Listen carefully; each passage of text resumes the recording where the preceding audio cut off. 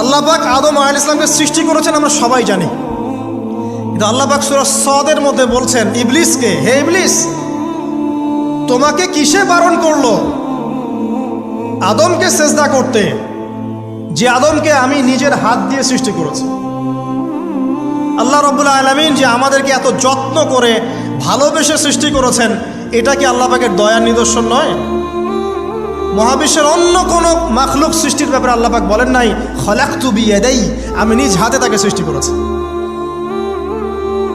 শুধু সৃষ্টি নয়, সৃষ্টি করার পর আল্লাহ পাক তাকে সমস্ত নাম শিক্ষা দিয়েছেন। এই যে জ্ঞান শিক্ষা দেওয়া, জ্ঞান, এটা আল্লাহ পাকের সবচেয়ে বড় নিদর্শনগুলোর মধ্যে অন্যতম। এবং আল্লাহ পাকের সবচেয়ে বড় দয়া, আমার মত এটা, মানব জাতির উপরে আল্লাহ পাকের সবচেয়ে বড় দয়াটা হচ্ছে কি জানেন? আল্লাহ পাক আমাদেরকে জ্ঞান শিক্ষা দিয়েছেন, ওহী নাজিল করেছেন। এটা সব কিছুর ঊর্ধ্বে।